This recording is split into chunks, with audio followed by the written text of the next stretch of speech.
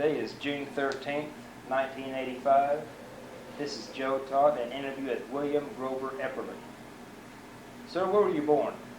I was born in Florida, Virginia. When's your birthday? August 29th. August 29th. I was born in 1893. 1893. Who is your father? William C. Epperly. And your mother? She was Eliza Kennedy. That's her maiden name. Were your parents both from Virginia? Yeah, they both born and raised in Virginia. Married there. Did you know your grandparents? Yes, on the father's side. I can remember them.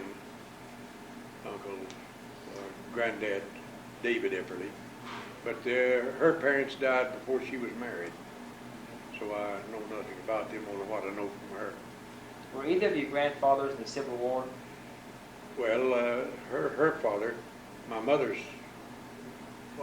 side, was in the Civil War, fought in the South, I think.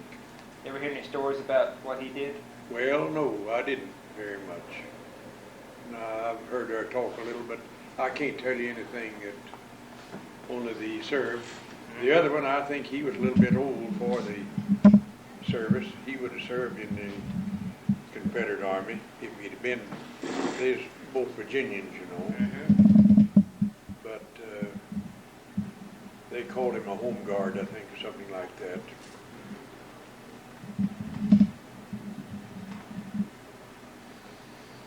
How long did you live in Virginia? Oh, let's see. We left there in I left there in 1899. Did you come to Oklahoma? Come to Oklahoma. Why did your parents decide to come to Oklahoma? Well, there was land out here, and you wanted a homestead. How did you travel? He came out first by train and filed on a claim in Custer County. And mother and we kids followed him the following spring. Got off the train here at Woodward in March of 1899. What was your first impression of Woodward? Well, it's very limited. It looked like mostly a shanty town sort of to me then, I would say. We stayed all night in some little hotel or rooming house and took off across country for Dewey County, where he'd rented a farm and farmed there that year and moved to this homestead then that fall in Custer County, where I grew up.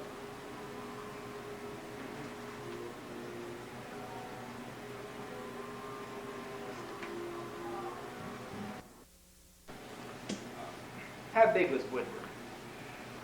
At the time, I couldn't tell you. It was a small cow town, but it was well established, I guess.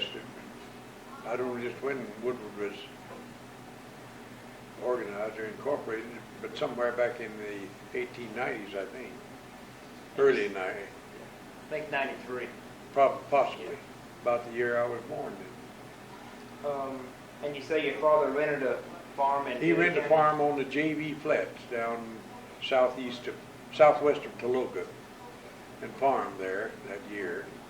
And then we moved over to the homestead that autumn, in November, I believe. You said the JV Flats? JV Flats. JV Flats. JV.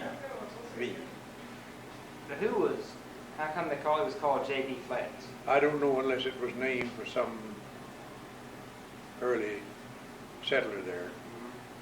Just where it got its name, I couldn't tell you. What kind of house did you live in? Well, it was part dug out in a log cabin. And how big was it? It was rather small. There was 2 rooms, I think, or something like that. And a big family. What furniture did you have in the half dugout? Well, it was rather limited. And how many people lived in the dig? Well, it was about, let's see this one. I'll have to think. 1,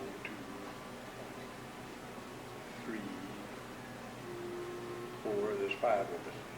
5 children and dad and mother. And did your father stake a quarter section there? He filed on a quarter section in Custer County, yes.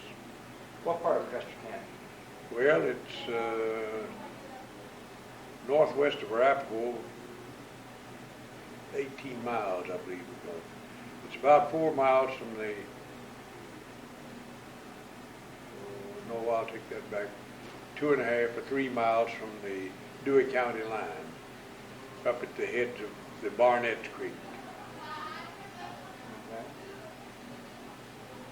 One of the Barnetts. What kind of house did you have on the Lived lake? there on the homestead in a half dugout. So you lived in the house half dugout again? Again, yes. And describe the inside of that half dugout. It was dirt floor. And it was a half dugout, shingle roof, and gable ends, and down in the ground, of course. And I don't know just how large it was. It was fairly large, but that's where we lived. And what furniture did you have in that dugout? Oh, we had beds, chairs, table, What kind of stove? a wood stove, cook stove, and a fireplace. A wood stove and a fireplace. And the fireplace. The cook stove was a wood stove. What fuel did you burn in the cook stove? Well, burned wood, mostly. And a few cow chips, but not many. Burned wood, mostly. What type of crops did you plant on the homestead? Well, he raised cotton. We raised 2 or 3 crops of cotton on there, and Capricorn, and maybe some corn. And was cotton your main crop? It was the money crop, yes. How many acres did you have? 160. 160. Now, did you have to break out sod on Yeah, that? he broke sod on it. Did you help him? No, I was rather small. I was only 6 years old. And how do you break sod? With a sod plow, team. What's the difference between a sod plow and a walking plow? Well, there's both walking plows. That is, this sod plow was walking. They have a sharp cutter on them, and the turning part was steel bars like. You'll find them in a museum or two around here. There may be one down here in this museum. Sod plow, I believe there is. But those rods is what made the sod plow different? Yeah, they had a cutter edge here like this, on the edge, and then a shear down here, a plow, and it was a little different from you could break sod with a moldboard plow, but then they used mostly what they called a sod plow then. I've heard about chopping cotton. Well, with a hoe, you just hoed the weeds out of it and blocked it, What do you blocked it? Well, if it's too thick, why you'd block it out and leave maybe 2 or 3 in a stand. See, it was planted rather thick, the seed was, and you had to thin it. And I don't know, that's the word they use, chop cotton chopper. How long were your rows of cotton? Oh, I don't know, these were 1/4 mile probably. Some of them were shorter than that, but the longest, if I remember, was about 1/4 mile. And what time of year did you plant the cotton seed? Oh, in early May and on up through May is the best time to plant cotton. And when did you do the first picking? Well, generally if it does well, in late August. And how many pounds did you pick in one day? Not very. I was a poor cotton picker. I never was much of a cotton picker. Oh, I suppose I could pick, I was small, 50 or 75, 100 pounds maybe. How big was cotton sacks? Oh, different lengths. Full-grown man generally had about a 10-foot sack, And how long was your sack? say about 8 feet. Now, did you carry those, drag those? Well, we just fill the sack and then bring them to the scales and weigh them and dump, and go pick some more. Or you just pull the sack down the road? Down the road, How'd you carry it? on your shoulders. On your shoulder? Yeah. You have a shoulder strap or? Well, you just throw it up across your shoulder. You had a shoulder strap to drag it with.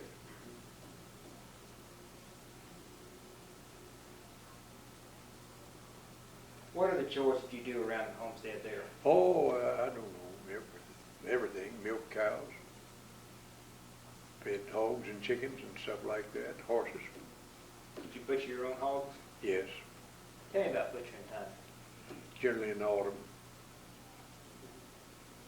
I don't know, Dad generally killed 4 or 5, and that was lasted you throughout the year mostly, How do you cure your pork? Well, they cured it in those days, most of it just salted it down.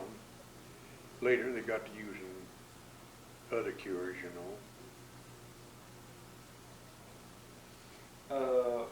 Now, why do you have to scald a hog when you butcher it? That's to loosen the hair, bristle.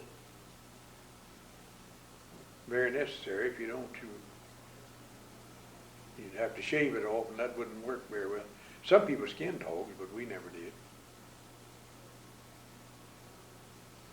Did you have a dug well or a drilled well? Dug well, How- start well. How deep was it? Oh, if I remember, it was, well, the first one was dug, it was just 10 or 15 feet. It was dug down next to the creek, but he dug one later. It was about 40 feet deep, I think. You have good water? Fair, it was jip, but it wasn't too hard, this wasn't. There's lots in the area of Custer County where we lived, and it is lots of jip water and jip rock, just like over here, east of here.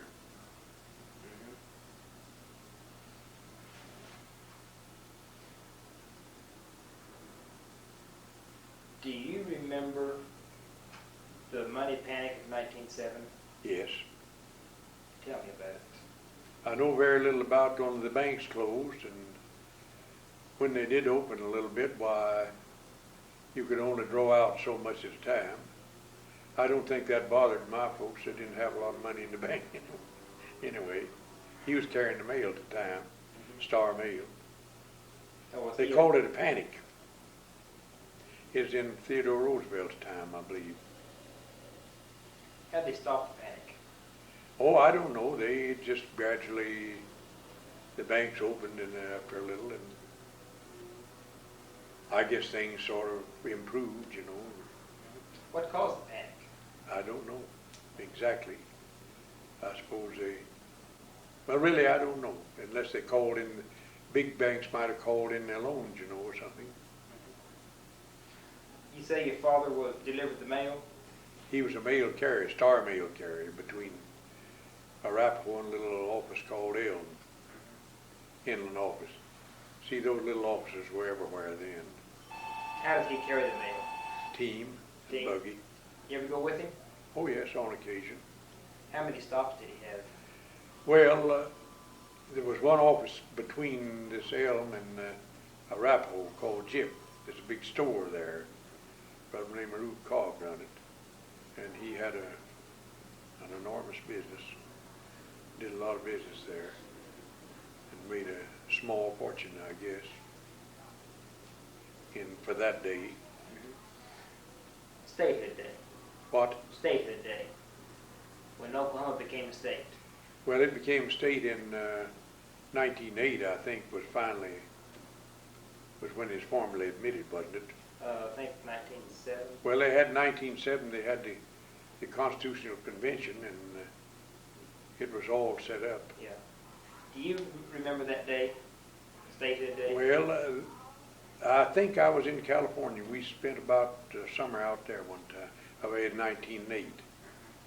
And when it was formally admitted as a state, I don't remember. It might have been in 1907. I was thinking it was 1908.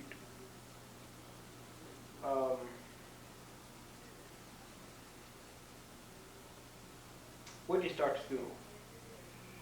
Well, I started school in Virginia when I was pretty small, 4 or 5 years old. I remember I learned my ABCs 3 times.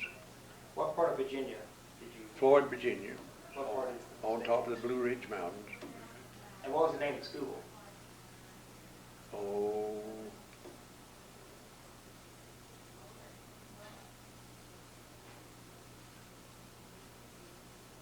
I'm not sure. I believe they called it Eastview, but I'm not sure. Eastview.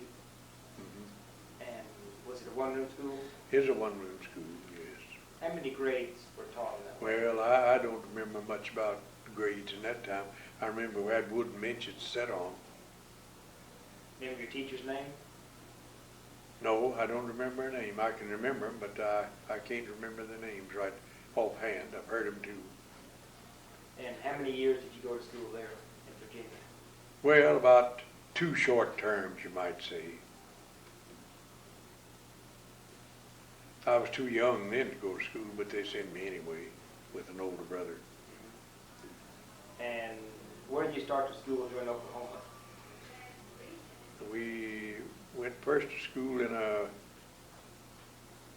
it was called Center Point District, but it was in a little farm building. They hadn't built a schoolhouse yet then. And we had school in that spring term. Is this in Custer County? It's in Custer County. And a man by the name of McConnell taught it. And then later went out of the district to another one called Plymouth, east of the homestead where we lived. Was it still a one-room school? Still a one-room school, sure. How does one teacher handle all 8 grades in one? Well, they did. My wife taught for a lot of terms when she taught all the grades from 1 to 8. Mm-hmm. They managed. Mm-hmm. I don't know how.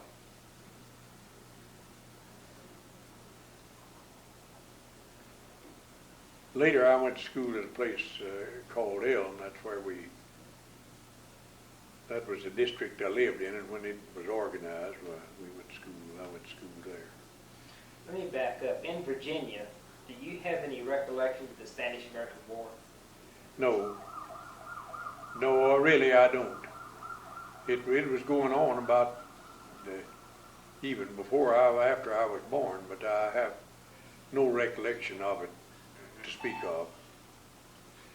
Of course, only what I'd hear the folks talk, some. But I really don't remember that I knew that it was going on at the time, hardly. What about World War I? I was in World War I. You were? Yes.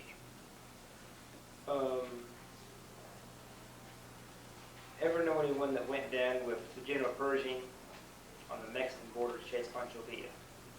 I knew some boys in the Army that was down there, but I've forgotten their names. They served in the same company I did, but they were down there in that expedition. Did they ever tell you any stories about that? Well, not very much, only there was a lot of marching, but I don't remember that they told anything that stuck in my mind anyway. Did you enlist or were you drafted? I was drafted. And where'd you go to basic? To, what do you mean? Basic training. Oh, In the Camp Army. Travis, Camp San Travis. Antonio, Texas.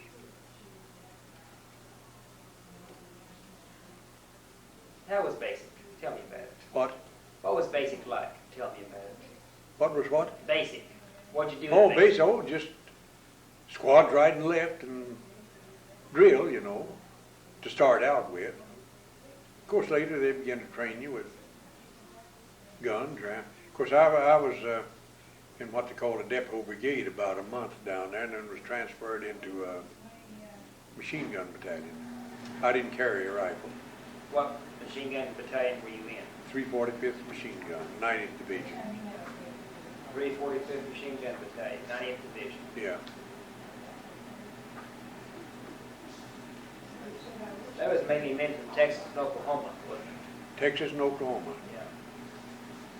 The first 2 regiments, I believe, were Oklahoma men, and the next 2 59th and 60th were mostly Texas men, but I was with Texas men mostly. And which regiment were you in? I was in the 359th, 359. I believe.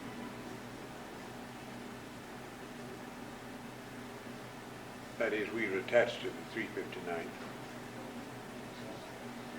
And how long did basic last? Well, we were just 2 or 3. I went in 25th of February, and we started to France right early in March. I've heard about. Oh, wait, I'll take that back. Early in June, I mean. I don't know why I said March. I've heard about the big race riot in Houston. What? Did you hear about the big race riot in Houston in 1917? Well, I heard about them, but then I don't remember much about it. Tell me about the trip to France. Trip to Europe. Well, we just they shipped us out down there on a troop train. We went to New York, to Camp Mills out there they called it. Stayed there 2 or 3 days, and then we put on a train, went down to Philadelphia, and caught a boat from there. Have a big send-off for you? No. They didn't tell you much of anything, and you were supposed to keep rather quiet about where you was going or what. I remember one old man when we got down to Philadelphia to board the boat. He asked us, "Where are you from, boys?" And well, we wasn't supposed to tell. Oh, all over here and there. Well, he says, "I don't know where you're from, but I damn sure know where you're going." Anything happen on the trip over? No, only I was seasick a lot of the way. I remember that. How many men were on the ship? Oh, I don't know. There was about, it was an old English freighter, but they'd fixed it up for a troop carrier. And I'd say there was about, I believe there was 2 battalions on it. Our battalion and another outfit from some other division. I don't know where they were now. And where did you land? We landed at Liverpool first, landing in England, and then took a train and went down to Southampton, I believe. And when you were in France? Well, just we stayed there just a day or two. It's early in July, but just about the 1st of July. We boarded the boat down at, I believe we was first camped at a little place called Winchester, England, but we went down to Southampton to port and took a little fast boat from there over to Cherbourg, France, after dark. When did you first go into combat? We moved into the front lines, I believe, about mid-August, if I remember right. What was your first thoughts? Oh, well, I don't know. Try to live through it, I guess. Were you in the trenches over there? Oh, yeah, that is a lot of trench warfare. Then, we were in the trenches a while, but it wasn't too long after that till they had what they called the St. Mihiel Drive. They wiped out the St. Mihiel salient. That was the first action that we saw. Now, what's the St. Mihiel salient? What's that? Well, it was just a salient that came down from the main line, that run, you might say, northwest and southeast through there. And the Germans had driven down to a little town called St. Mihiel. It's what they call a salient, just come down like this, And that was the first full-scale American action. They wiped that out, and that is, drove the Germans out of there. What did you do in that battle? Well, I was with the machine gun. I didn't do a whole lot of anything. A runner was supposed to tell us to move on up, but we didn't move. We stayed. The bombardment started about midnight, and we were supposed to move up early that morning, but we didn't get the orders, so we just stayed there that day, and then moved on up later into the German trenches, you know, after they were run out of them. What does the inside of a trench look like? Well, the Germans had the most elaborate trenches, and the French had a lot too, but they would run like this, you know, a little ways here, and then they'd offset that way, you know. They would zigzag? That was to keep, so that they couldn't enfilade you down the trench, you know. How wide were the trenches? Oh, they were pretty narrow, say, not over 3 or 4 feet wide. And how deep? Well, it's 6 or 7 foot deep or more, below your head.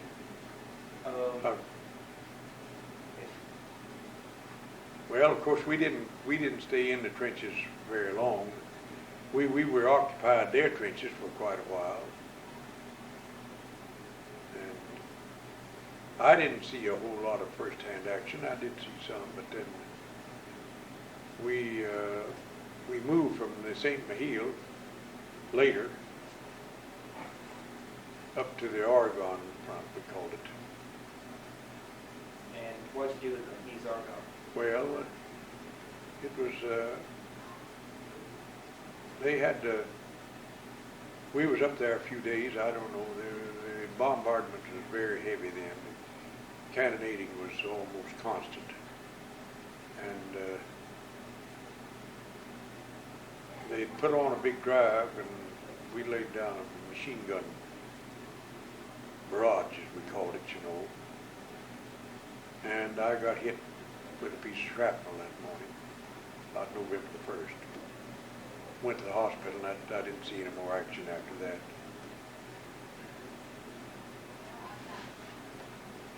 You get your Purple Heart? I never did get it. I could have got it, but I didn't. Later, years later, but I never did for it. So you never got it? I never got it. Well, I should have gotten one, I guess, but then some people here wanted me to get it, but I didn't. It's been years afterwards, and I never put in for it. I wasn't much of a hero.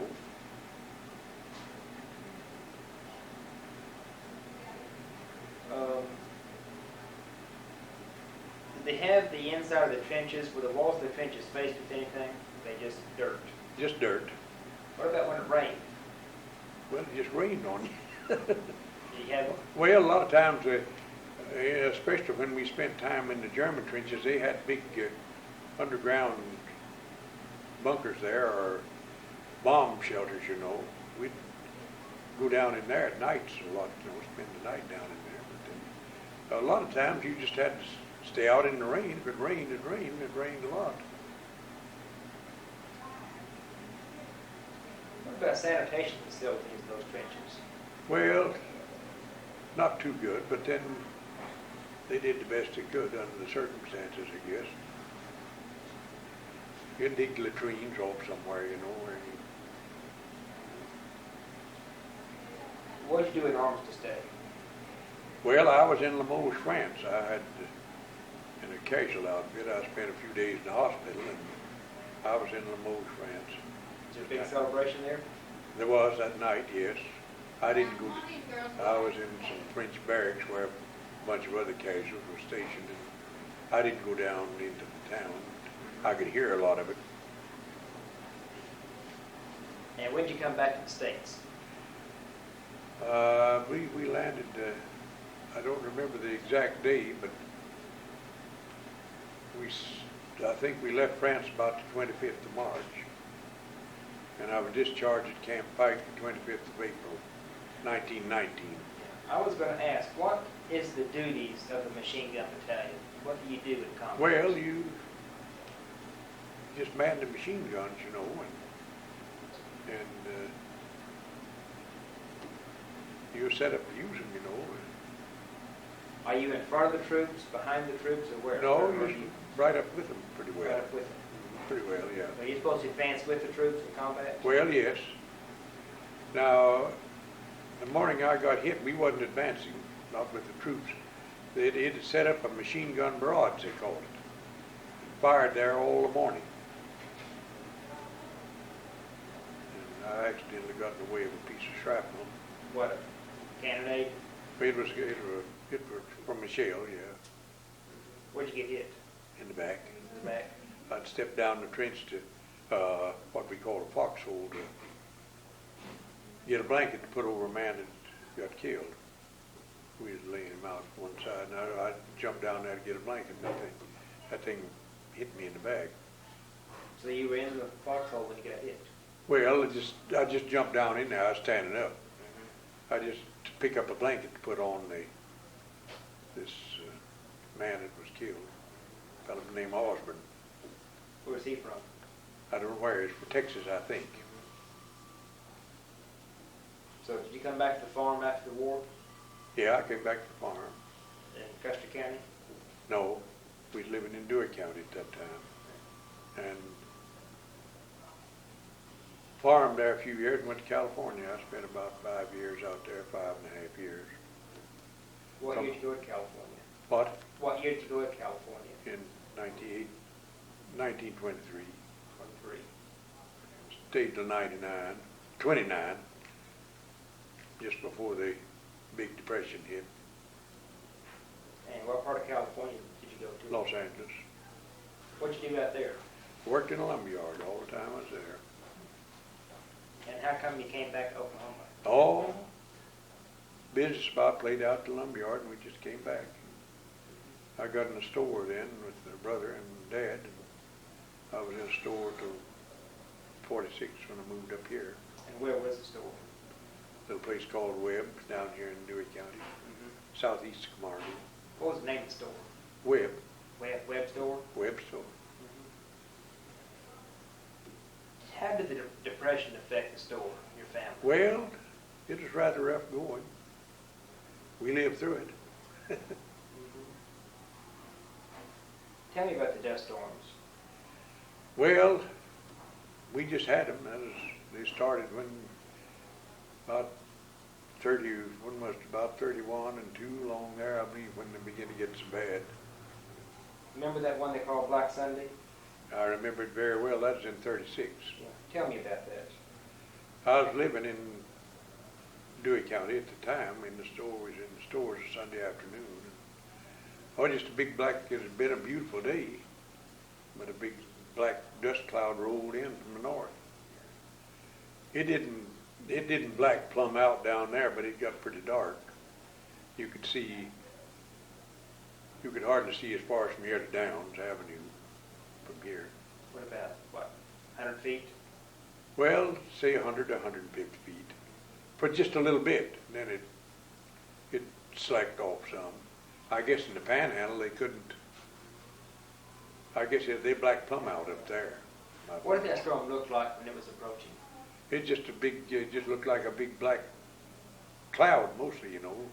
It was dust, but it was pretty black, dark. I guess a lot of that dirt maybe come on out of Kansas, you know, or Colorado. How fast was it moving? Any idea? Well, I don't have any idea, but we must have had a 50 or 60 mile an hour wind. It's a pretty strong wind, I'd say. And you moved up here in 46? 46. To Woodward? Yeah, my wife and I, we bought a farm right out here. Tell me about the tornado. Well, I know not firsthand, I wasn't in town. I was out on the farm, and I didn't know much about it till the next morning. I knew something had happened because I could see a fire down here, and they had a beacon down here, had a little airfield here where the golf course is now, you know, Crystal Beach, and it was out. It was never turned on anymore. It wasn't? No, it never. Did you do any work for the war effort in World War II? Any what? Work for the war effort in the Second World War? No, not really. I bought a few bonds and stuff, but I wasn't, you might say, active in We was in the store at the time. How has farming practices changed over the years? Well, altogether different than when I was a boy, of course. Then it was all horses and mules, and you know what it is today. Did you prefer to work with horses or mules? Oh, I don't know. It was about a toss-up. I didn't mind to drive a good team of mules. They were hardier, could stand more heat than the horses can, but then I've worked both of them.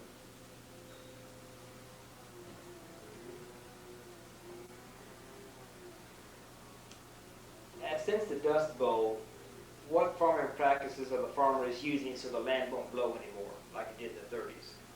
Oh, I don't know. They use better practice than they did then.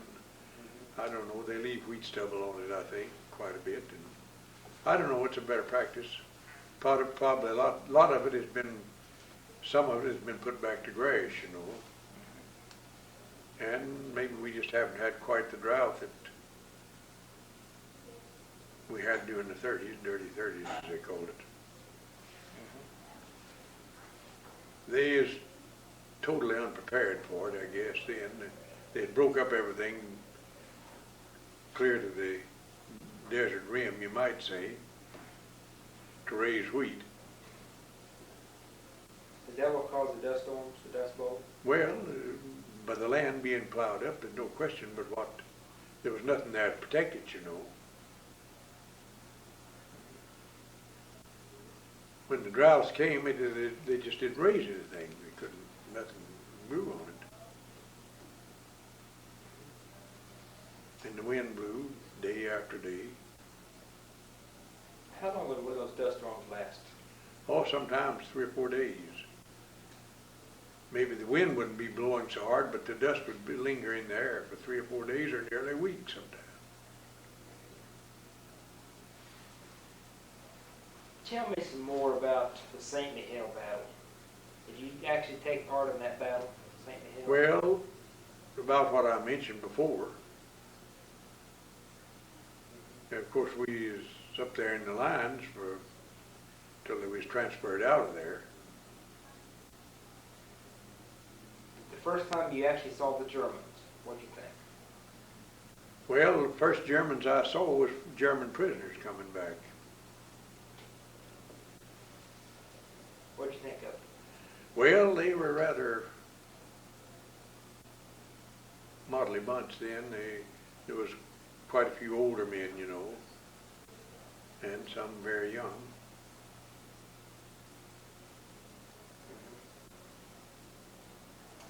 Well, but, they still had a lot of good soldiers yet, I guess, because they would shoot at you. Well, any more about the old days you want to talk about? Oh, I don't know. There's things I could talk about, but then that's about all, I guess, of any main interest, I think. Yeah. Well, I think we have a good interview. Well, I hope so. Okay. Thank you. Mm-hmm.